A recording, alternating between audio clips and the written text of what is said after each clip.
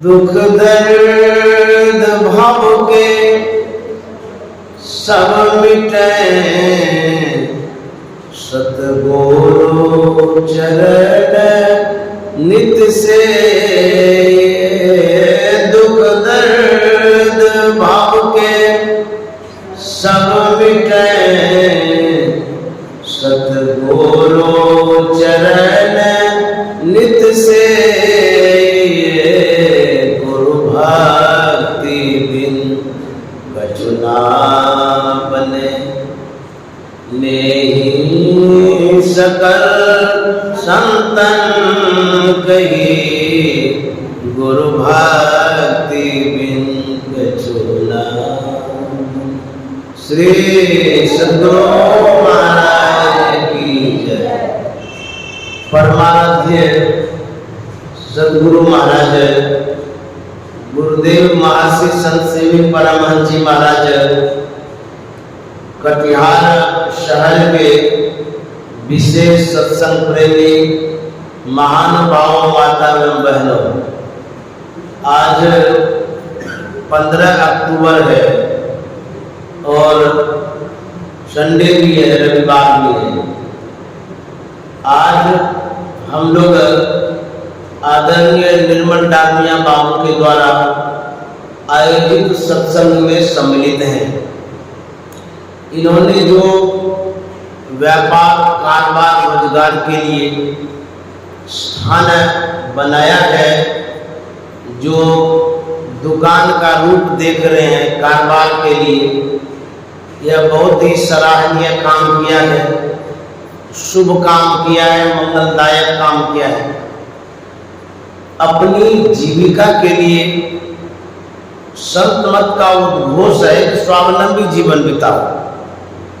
जो आप घर गृहस्थी को चलाना चाहते हैं, कपड़ा लत्ता, खाना पीना, कुटुंब आदि सत्कार के लिए जो धनोपार्जन करना चाहते हैं, धन संग्रह करना चाहते हैं, तो गुरु महाराज ने कहा कि जीवन बिताओ स्वावलंबी। भरम बारे खोड़कर संतों की आज्ञा है, मेरी मांग धर छल छोड़ी कर। स्वावलंबी जीवन बिताते हुए और अपने जीवन को सत्संग में लगाते हुए लोक परलोक बनाने का उपदेश संतों ने दिया, परमाराध्य सद्गुरु महाराज ने दिया। बाबा देवी साहब ने भी गुरु महाराज से कहा था कि लाला काम करके खाओ, नहीं तो खून खराब हो जाएगा। गुरु महाराज ने कहा था कि मैं क्या काम करूं, मैं तो वैरागी हो गया हूं, गृह त्याग चुका हूं। तो बोले कि खेती बाड़ी करो।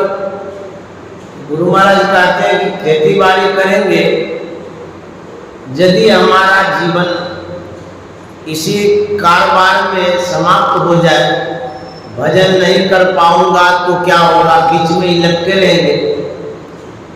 बाबा साहब ने कहा था कि यदि तुम 100 साल जिंदा रहेगा तो क्या खाएगा। यह आशीर्वाद भी हो गया गुरु महाराज के लिए। सही में 101 बरस रहे थे। तो गुरु महाराज ने पुनः कहा था कि मेरे पास तो खेती उती है नहीं, मैं कैसे करूँगा। खेती करने के लिए जो धन चाहिए सो भी मेरे पास नहीं है। तो गुरु महाराज को बाबा साहब ने कहा था कि घर जाओ, वहाँ पर कुछ खेत अपने पास रखना, चाहे वो पिताजी का हो या किसी के द्वारा प्रदत्त हो। उसमें जो सबसे शीघ्र फसल हो वही लगाना, क्योंकि बहुत दिनों के बाद यदि सब फसल तैयार होगी तो तुम खाओगे क्या। बाबा साहब ने कहा था कि केला बाड़ी लगाना, केला जल्दी हो जाता है। उसके बाद और भी जो चीज़ होगा सो लगाना। बाबा साहब ने कहा था कि तुम पैसा ले लो, इसको लगा देना। गुरु महाराज ने कहा था कि गुरु ऋण रहा सोच बरजिए, तो गुरु का ऋण हो जाएगा, कर्ज हो जाएगा।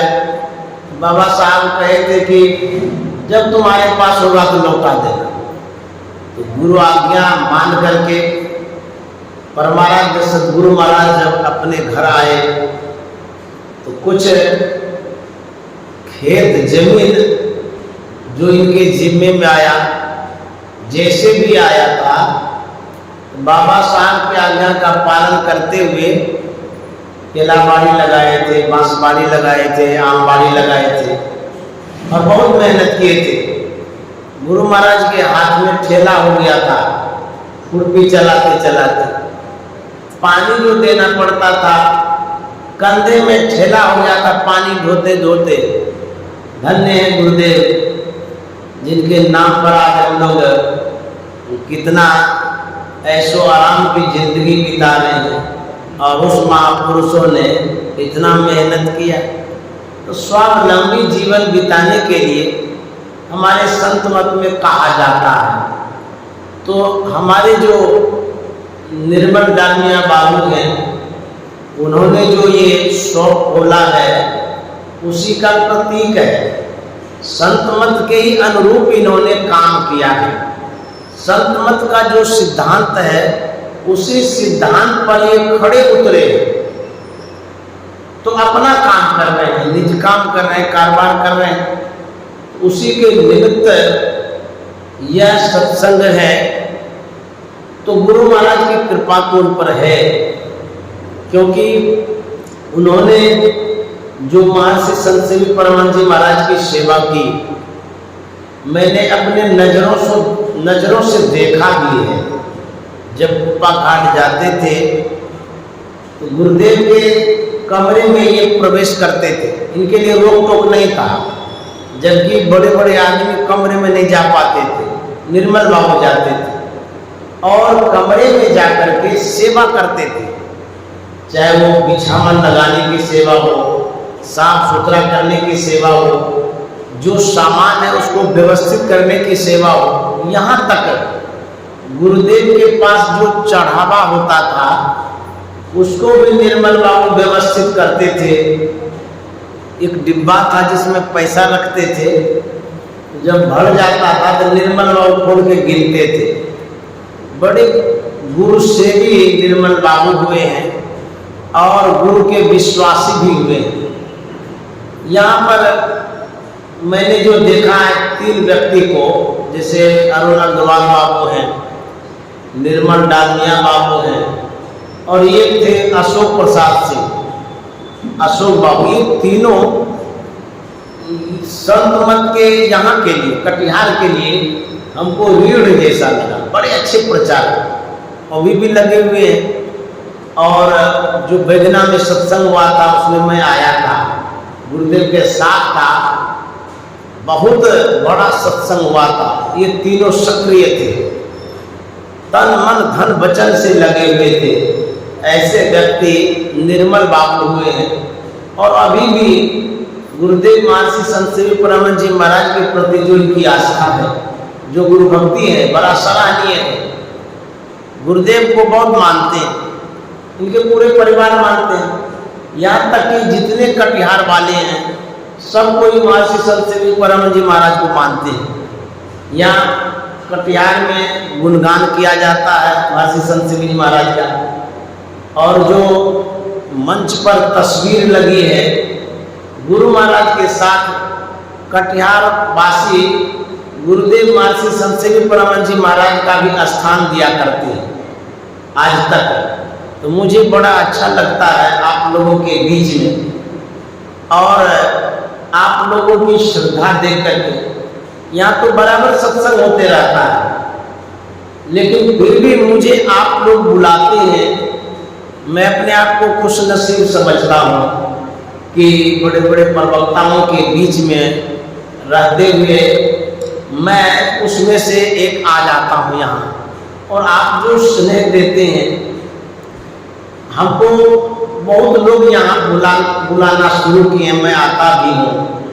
यह जो स्नेह आपका मिलता है, मुझे अपनत्व की भावना जागृत हो जाती है मेरे अंदर। यह सराहनीय सेवा सत्संग कटिहार वासी करते हैं।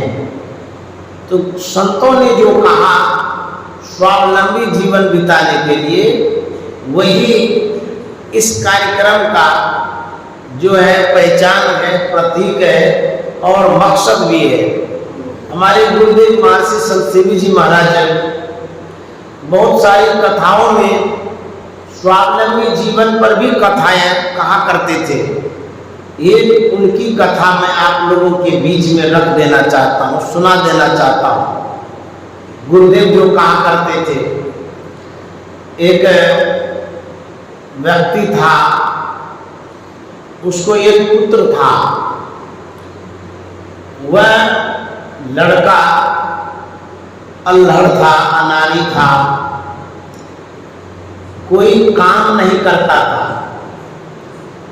जब जवान हो गया तो उनके पिताजी ने एक दिन कहा था कि बाबू, तुम अब जवान हो गए हो, तुम्हारे ऊपर पारिवारिक उत्तरदायित्व आने वाला है, इसलिए तुमको कुछ काम धंधा करना चाहिए, कुछ रोजगार करना चाहिए। और ऐसे बैठे रहोगे निठल्ले की तरह, जब शादी विवाह हो जाएंगे तो परिवार को कैसे चलाओगे। यह सुनकर के वह माँ के पास गया। माँ से कहने लगा कि माँ, पिताजी इस तरह की बात कह रहे हैं, हमको कह रहे हैं कमाने के लिए जाने के लिए, मैं तो कभी गया नहीं, मुझे पता नहीं, तुम क्या कहती हो। उसकी माँ ने कहा, हाँ बेटा, तुम्हारे पिताजी ठीक ही कहते हैं, तुमको कुछ तो काम धंधा करना ही चाहिए, जवान हो गए हो, शादी विवाह होने वाला है, पारिवारिक उत्तरदायित्व कैसे संभालोगे। तो बोली, माँ मैं क्या करूँ। बोली कि शहर जाओ, बाजार में जाओ, काम ढूंढो, कोई काम देगा तो कुछ कमा करके लाओ। माँ की बात मान करके वह युवक पहली बार काम करने जाता है, ढूंढने जाता है। गया, किसी व्यक्ति से पूछता है कि मैं काम करने आया हूँ, काम देंगे। नया आदमी होने के कारण, अनजान आदमी होने के कारण विश्वास नहीं होता है तो काम नहीं दिया। सोचा कैसा आदमी है, क्या है, नहीं है, पता नहीं। सुबह से शाम हो गई, किसी ने काम नहीं दिया। वह युवक खाली हाथ घर लौटता। गया माँ के पास, माँ से उन्होंने कहा कि माँ, जो मैं गया था काम ढूंढने के लिए, किसी ने काम नहीं दिया। पिताजी कहे थे काम करो, मैं उनकी बात मान करके पहली बार गया काम ढूंढने के लिए, लेकिन खाली हाथ आ गया। पिताजी जब जानेंगे हमारा पुत्र गया था काम ढूंढने के लिए, कोई काम नहीं दिया, तो पिताजी के मन में होगा कि हमारा पुत्र कितना नालायक है कि कोई काम भी नहीं दिया, कोई काम का ही आदमी नहीं है। तो पिताजी गुस्सा भी करेंगे, मुझे बड़ा बुरा लगेगा उनके सामने नज़र मिलाने में। माँ को दया आ जाती है। माँ जो होती है बड़ी कोमल हृदय की होती है। संत चरणदास जी महाराज ने भी कहा है, पितसु माता सौगुना, सुत को राखे प्यार, मन से ती सेवन करे तनसु डांट और उगार। कहते हैं पिता से माँ का जो हृदय होता है वो 100 गुना अधिक सच्चा भी होता है, सही भी होता है, कोमल होता है, विनम्र होता है। क्योंकि वो जब जन्म देती है संतान को तो पीड़ा तो उन्हीं को न होती है। इसीलिए परख भी माँ को ही होती है कि हमारा पुत्र है, इसकी रक्षा सुरक्षा भी करनी चाहिए। पिता बड़े कठोर हो जाते हैं, लेकिन माँ बहुत कोमल रहती है। उनकी माँ ने कहा कि बेटा कोई बात नहीं है, पहली बार गया था नहीं काम मिला तो क्या होगा, दूसरे दिन प्रयास करना, तीसरे दिन प्रयास करना। और आज की जहां तक बात है तो मेरे पास एक लाल है, वह लाल तुम ले लो और पिताजी को दे देना, वो खुश हो जाएंगे और बोलना कि आज जो कमाने के लिए गए थे दिन भर की कमाई का ये परिणाम है। लाल बड़ा खुश हो गया, लड़का लेकर के गया पिता के पास। पिता को देते हुए लड़का कहता है पिताजी आपकी आज्ञा के अनुसार मैं काम ढूंढने गया था, दिन भर काम किया, ये लाल मिला, ये आप ले लीजिए। बोले वाह बेटा बहुत अच्छा, तुमने लाल लाया, जाओ इसको कुएं में डाल दो। वह जाता है सीधे कुएं में फेंक देता है, चला गया घर। दूसरे दिन वह काम करने के लिए जाता, संजोग ऐसा होता है कि दूसरे दिन भी कोई काम नहीं मिलता। माँ के पास गया, बोला माँ आज भी तो कोई काम नहीं मिला, कल तो तुमने लाल दिया था, आज यदि पिताजी के पास हम जाएंगे अब कुछ नहीं लेके जाएंगे तो हमारा क्या हाल होगा। उनकी माँ कहती है बेटा कोई बात नहीं, एक लाल और है मेरे पास, ये लेकर के जाओ, आज तुम्हारा काम बन जाएगा, आज पिताजी नाराज नहीं होंगे। और सुन लो, कल यदि तुम कमा के नहीं लाओगे, लाल मेरे पास अब नहीं है, ये दूसरा लाल दे रहा हूं, अब कल तुम्हारा क्या हाल होगा सो तुम समझना। वह लाल लेकर के गया पिताजी के पास। पिताजी से उन्होंने कहा पिताजी आज भी एक लाल कमा के लाए।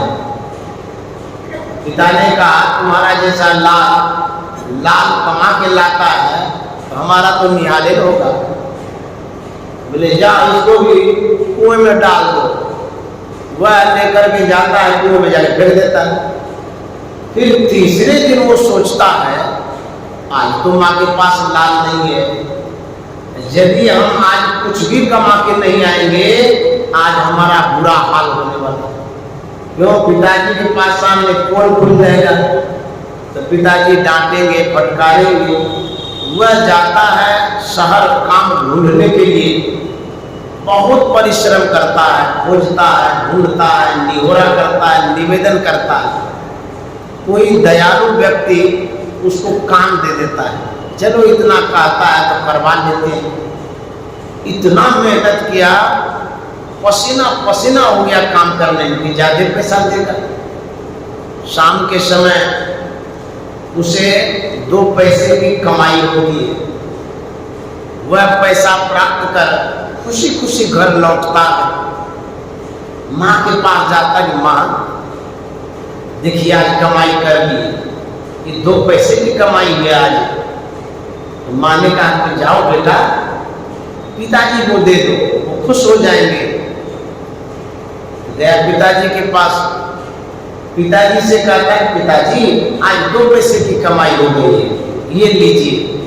पिता ने कहा कि बेटा बहुत अच्छा, तुमने कमाया तो सही, जाओ इसको कुएं में डाल दो। लड़का कहता है कुएं में डालेंगे, आप क्या समझते हैं?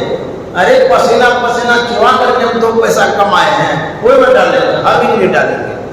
बोले बेटा 2 दिन जो लाल तुम ला करके हमें दिखाया, वह लाल तुम्हारे पसीने की कमाई का नहीं है, इसीलिए तुम जाकर के कुएं में डाल दिया।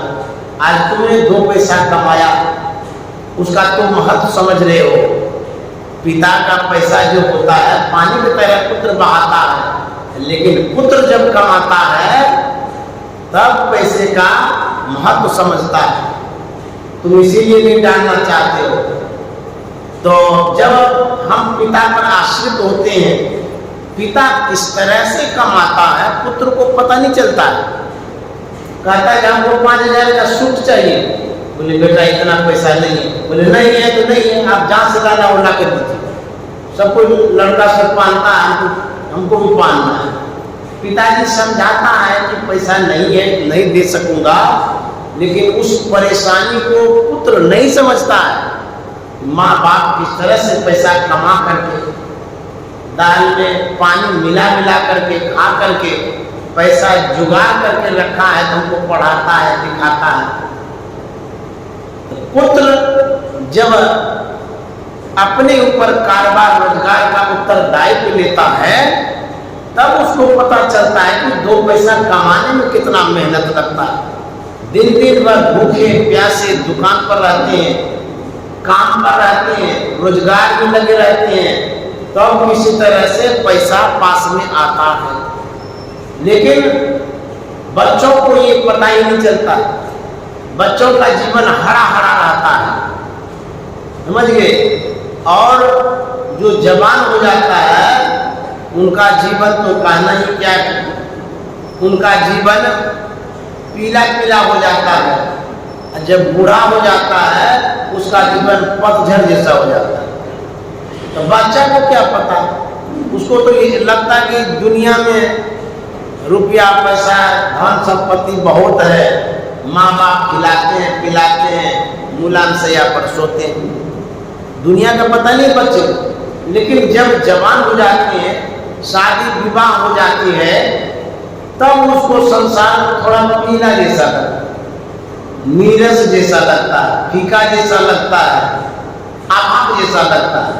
अब बूढ़ा का जीवन तो कहना ही क्या है, वो तो जैसे अब पत्ता झड़ेगा कि कम झड़ेगा, वो कुछ सोचता भी नहीं है, चलो भाई आप संसार से कुछ कर जाएंगे। इस तरह का ये जीवन होता है। यदि आप संत की सीख मानेंगे, आपका जीवन सुंदर हो जाएगा। संत महात्मा के अनुरूप यदि जीवन को ढालेंगे, आपका जीवन सुव्यवस्थित हो जाएगा। जैसा निर्मल बाबू ने किया, गुरु महाराज के ज्ञान के अनुरूप ये चल रहे हैं, सत्संग करना, ध्यान करना, कारोबार करना, और इनका जीवन सुखमय है, पारिवारिक जीवन भी व्यवस्थित है, कारोबार भी अच्छे ढंग से चल रहा है, तभी तो इतना विकास होगा। सूझबूझ के साथ यदि काम करना चाहते हैं, तो संत शरण में जाना पड़ेगा, उनकी सीख माननी पड़ेगी, तब आपका जीवन सुखमय होगा, सुंदर होगा।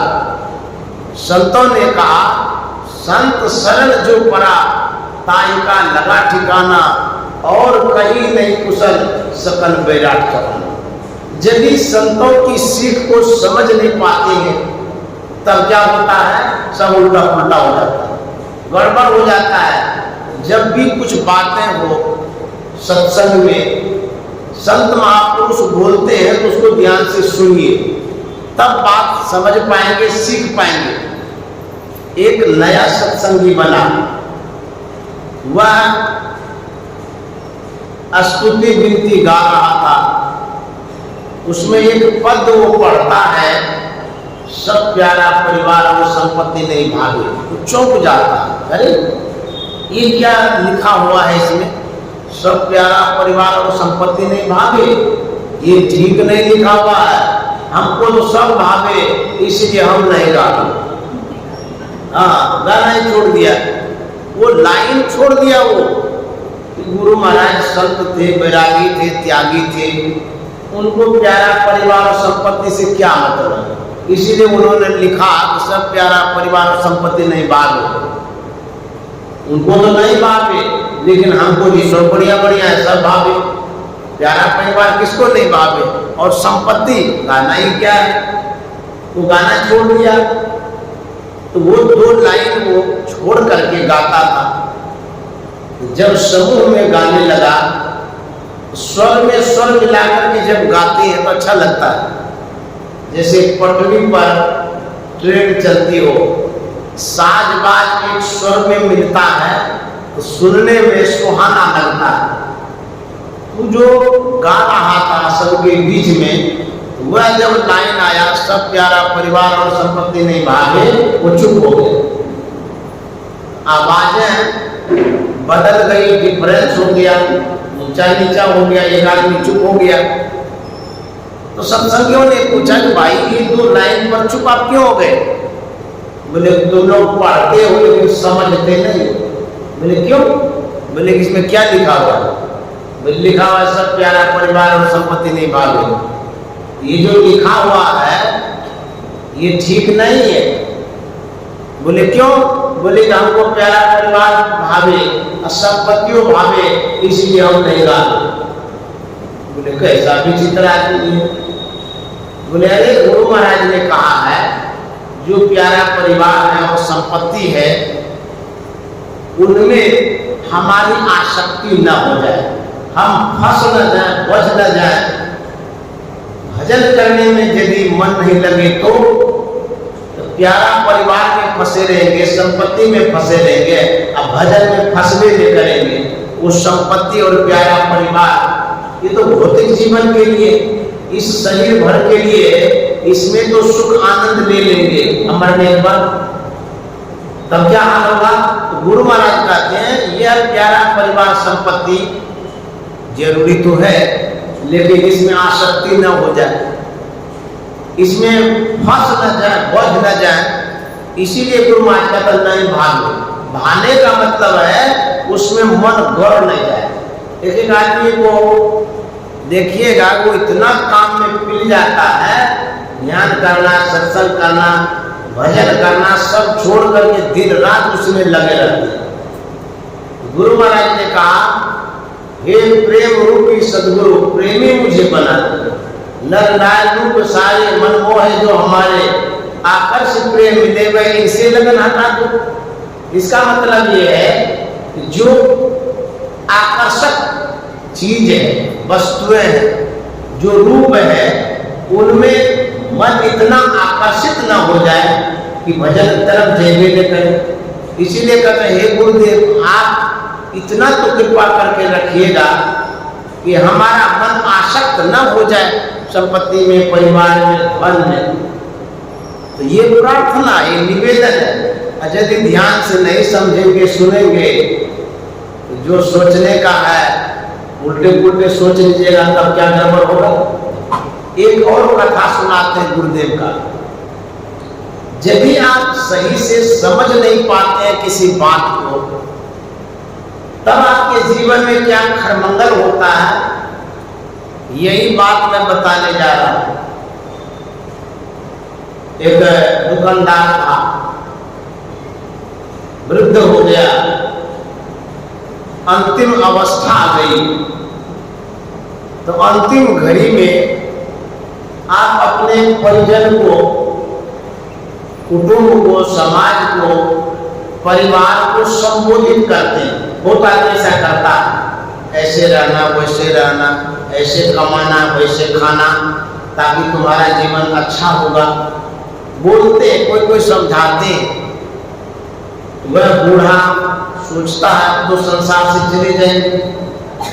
यह जो दुकानदारी है, जो कारोबार है, ये तो पुत्र के ऊपर चला जाएगा, वही चलाएगा।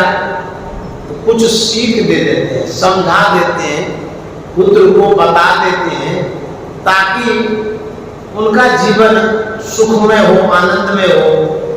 क्योंकि मैंने जो जीवन बिताया, मेरा जो अनुभव है, यह अनुभव मैं पुत्र से शेयर कर देता हूँ, बांट देता हूँ, बता देता हूँ, ताकि वो भी अपना जीवन इस तरह से बिताएगा।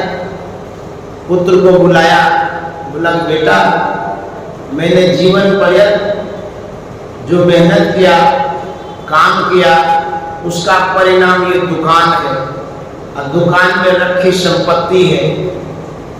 मेरी अंतिम इच्छा है, क्या तुम इच्छा के अनुरूप काम करोगे, सेवा करोगे, बात मानोगे?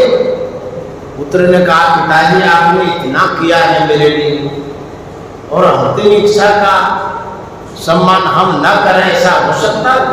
आप जो कहिए सो करूंगा, अभी भी कहिए करूंगा, मरणोपरांत भी करूंगा, आज्ञा तो दीजिए।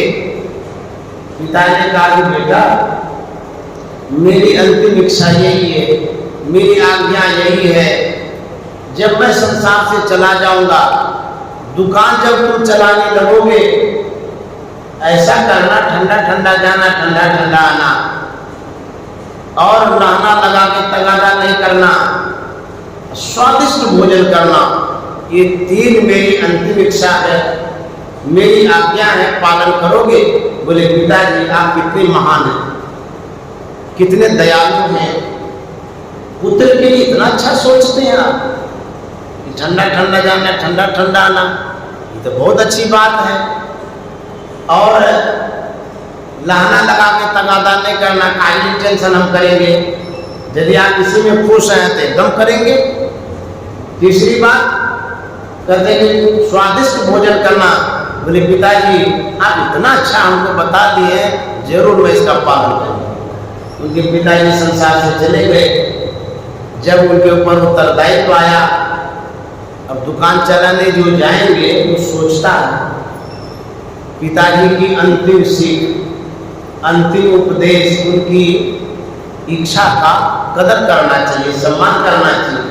वो जो कहें ठंडा ठंडा जाना, ठंडा ठंडा आना, तो ऐसा करते हैं दुकान से घर से दुकान तक कपड़ घर बना देंगे, ठंडे ठंडे घर से निकलेंगे दुकान पर जाएंगे, दुकान से निकले घर आएंगे। जहाँ घर था वहाँ से लेकर के दुकान तक कपड़ा का घर बना दिए, जैसे टेंट बनाते हैं, खूब बढ़िया टेंट बना दिया। ठंडा ठंडा जाता था, ठंडा ठंडा आता था, काहे भी धूप लगेगी उसको, उसमें बहुत खर्चा भी हो गया। दूसरी बात स्वादिष्ट भोजन जो कहा था, अच्छा अच्छा भोजन करना, उस दिन से अपने घर में बढ़िया व्यंजन बनाने लगा, बनवाने लगा, अपना भी खाता था, और जो मित्र दोस्त था सगे संबंधी था उसको भी आमंत्रित करके उसको भी खिलाता था, बड़ा खुश होता था। उसके बाद जब दुकान पर जाते थे, कोई ऐसे भी व्यक्ति आते थे कि हमको बहुत जरूरी है, थोड़ा मदद कर दीजिए, होता है ना बात समाज में, चलो तो मदद कर देते हैं, तो मदद तो वो कर देते थे, देने का, सामान देने का, रुपया पैसा देने का, लेकिन पिता की जो आज्ञा थी लहना लगा के तगादा नहीं करना, वो उसी समय भूल जाता। ऐसा भी लोग होता है जो आपसे लिया, समझ ली, भूल जाइए उस बात को कि आपको लौटा के भी देगा। भगवान के भरोसे रहिए, भगवान की कृपा होगी तो वो रुपया आएगा, नहीं तो चला गया। ये जो लहना लगाने लगा, तो इसकी जो जमा पूंजी थी घटने लगी, कपड़ घर बनाया उसमें लगा, बढ़िया बढ़िया भोजन करने लगा, उसमें भी खर्चा बढ़ने लगा। सबसे बड़ी बात जो लहना लगाते गया, ऐसा सब आदमी था, लोगों को कहता था फलाने की दुकान पर जाओ मदद मांग लेना, कभी मांगता भी नहीं लौटा। लोग जान बुझ कर के जाता है, मांगते रहता था, उसके बाद देता ही नहीं था लौटा के।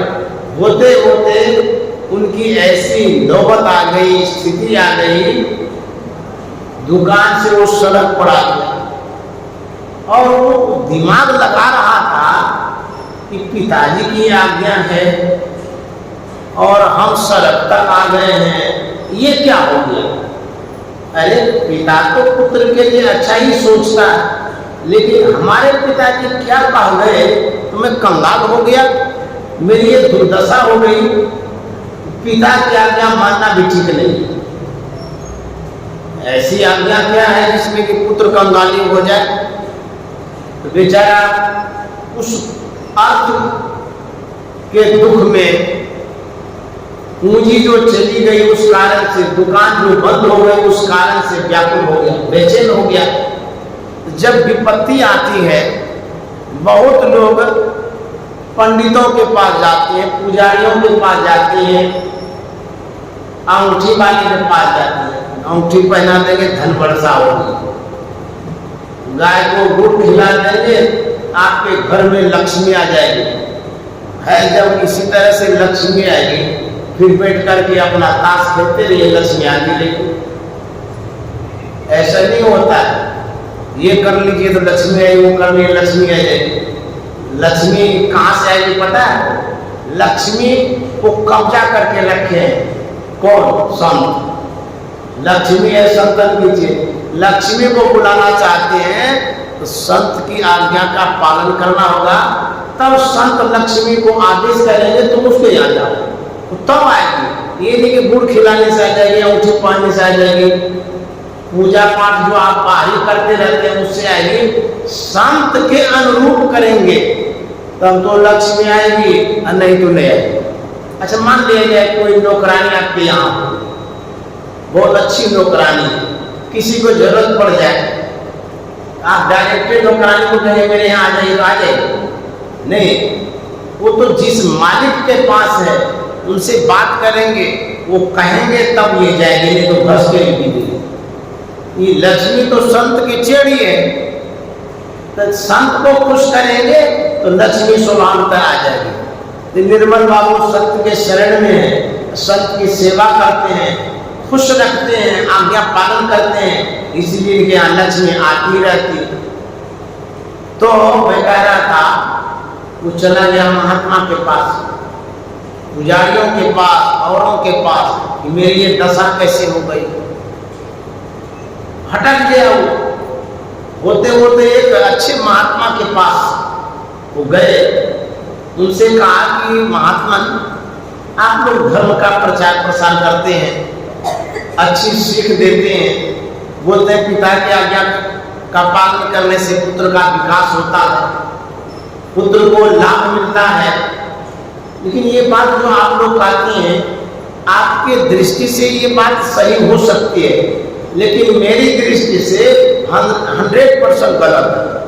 महात्मा ने कहा बड़ा विचित्र बात, अरे ऐसा क्यों बोलते हो, क्या हो गया? बोले क्या हो गया? पिताजी की आज्ञा पालन करने का परिणाम हुआ आज मैं सड़क पर आ गया हूँ, कंगाल हो गया हूँ, दुकानें बंद हो गई, खाने तक का लाला पड़ गया, खाना भी नहीं मिल रहा, ये पिताजी की आज्ञा का परिणाम। महात्मा को आश्चर्य लगा, ये कैसे हो सकता है? कोई भी पिता पुत्र को इस स्थिति में ला सकता है क्या? कह करके कोई बात है। तो महात्मा जी पूछने लगे आखिर बात क्या है, शुरू से अंत तक बतलाओ, कैसे कैसे हुआ, तुम्हारे पिताजी ने क्या कहा जो तुम्हारी ये स्थिति हो गई? तो लड़का कहता है जब पिताजी शरीर छोड़ रहे थे उस समय हमको बुलाए, बोले पुत्र मेरी अंतिम इच्छा है, उसका तुम आदर करोगे? मैंने कहा हाँ एकदम करेंगे, आपकी आज्ञा का पालन करेंगे। तो पिताजी ने कहा ठंडा ठंडा जाना, ठंडा ठंडा आना, स्वादिष्ट भोजन करना, लहना लगाने तगादा नहीं करना। तो बोले फिर क्या हुआ? बोले उनकी आज्ञा जो थी मैं कपड़ घर बना दिया, घर से लेकर के दुकान तक ठंडा ठंडा जाता था, ठंडा ठंडा आता था, उसमें ₹2 खर्चा हो गया, दुकान नजदीक में थी नहीं, दूर में थी। फिर बोले फिर जो कह रहे थे ना स्वादिष्ट भोजन करना, उस दिन से बहुत विविध व्यंजन बनवाने लगे, रसोईया को रख लिए, सगे संबंधी मित्रों को भी खिलाने लगे। इसी भोज भंडारी में यदि पिताजी खुश रहेंगे तो इसमें क्या बात है, इसलिए मैं खाने भी लगा, खिलाने भी लगा, इसमें भी रुपया ढेर चला गया। फिर लड़का कहता है तीसरी बार पिता ने कहा तो लाना लगा के तगादा नहीं करना, हम तो लाना लगाते जाते थे, पिताजी आज्ञा थी कि तगादा नहीं करना, तो किसी का जाते नहीं थे, कोई लोग आगे दिए नहीं। ऐसी नौबत आ गई, आज हमें खाने को भी नहीं मिल रहा है, यही पिता की आज्ञा थी। महात्मा ने कहा हमारे पिताजी अग्र सोची थे, बड़े अच्छे थे, बहुत अच्छा संदेश उपदेश उन्होंने दिया। महात्मा तो कह दिए, लेकिन लड़का माथा पकड़ लिया, हम आए थे इनके पास समाधान के लिए, ये भी पिता का ही सपोर्ट कर दिया। बोले हे भगवान आप भी यही कहते हैं पिता ने अच्छा किया? अरे अच्छा किया होता तो हम सड़क पर आते। बोले कि देखो जी तुम्हारे पिता ने अच्छा किया है तुम्हारे लिए, अच्छा कहाँ भी है, लेकिन तुमने जो समझा यही कमी है। हमने क्या समझा, सीधा बात है, इसमें समझने बुझने की क्या बात है? बोले नहीं सीधा तो है, लेकिन जिस तरह से तुम्हारे पिताजी कह गए उसमें जो राज रहस्य था उसको तुम नहीं समझ पाए। बोले हम नहीं समझ पाए। अच्छा क्या पिताजी ने कहा जो हम समझे नहीं? तो हमारी ही गलती, आप कहते हैं थोड़ा समझा दीजिए। अब तो अब पछताए हो गया, चिड़िया चुग गई खेत। लेकिन भले ही हमारी स्थिति खराब हो गई हो, लेकिन आछे दिन पाछे गए ऐसे किया रहे। यदि आप अभी भी समझ जाएंगे, जब से जागवा तभी सवेरा। महात्मा ने कहा, तुम्हारे पिताजी ने कहा था ठंडा ठंडा जाना, ठंडा ठंडा आना। इसका मतलब ये होता है कि तुम्हारे पिताजी कह रहे थे भोरे उठना, खूब सवेरे ब्रह्म मुहूर्त में उठ जाना, फ्रेश हो जाना, तैयार हो जाना, सूर्य उदय के पहले दुकान से निकल जाना, सूर्य उदय होते होते दुकान पर पहुंच जाना। ये ठंडा ठंडा जाना हुआ ना? बोले बाप रे बाप, ठीक है कहते हैं। ये तो सवेरे उठ करके यदि जाएंगे तो ठंडा ही तो है, उसमें सूर्य उदय हुआ ही नहीं, तो गर्मी कहाँ से आएगी? ये तो ठीक है कहा था पिताजी। बोले हाँ, दिन भर काम करना, मेहनत करना, जब सूर्यास्त हो जाए काम धंधा बंद करके घर चले आना, ठंडा ठंडा ना हुआ ना? बोले हाँ। तो पहले के लोग इस तरह से ठंडा ठंडा जाते थे, आते थे।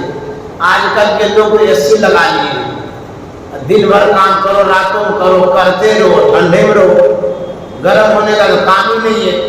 लेकिन जब आप अपने इस शरीर को गन्ना की तरह फेरते हैं धन एकत्रित करने में, तो फिर ये धन किस काम का आएगा? कहाँ तक काम आएगा?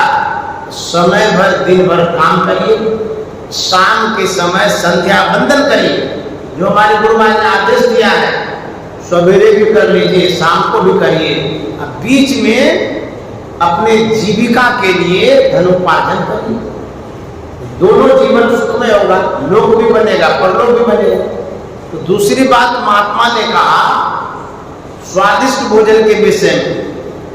तो महात्मा ने कहा तुम्हारे पिताजी ने जो कहा था कि स्वादिष्ट भोजन करना, इसका मतलब ये है कि जब तुमको भूख लगे, भूख लगने पर तुम साग सत्तू भी खाओगे, उसमें स्वाद लगेगा।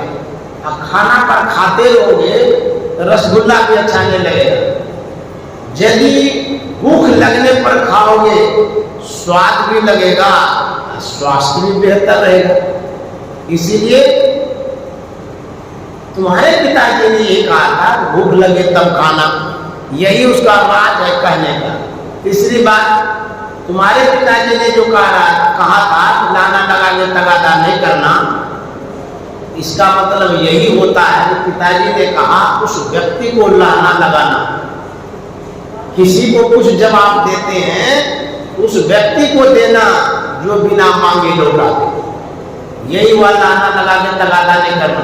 विश्वासी व्यक्ति को देना, भरोसेमंद व्यक्ति को देना, जो ईमानदार हो, नेक हो, इंसान हो, जरूरत पर आपने मदद किया, आपको भी समय पर वो रुपया धन लौटा दे। तुम्हारे पिताजी तो ये कह रहे थे, लेकिन तुम उल्टा उल्टा समझ लिया, इसीलिए तुम्हारे जीवन में दुख आ गया। हाँ, बात तो सही कहते हैं, हम ही नहीं समझ पाए। उसी तरह से संतमत की जो बातें हैं उसको सही से समझ लेंगे, आपका जीवन सुंदर होगा।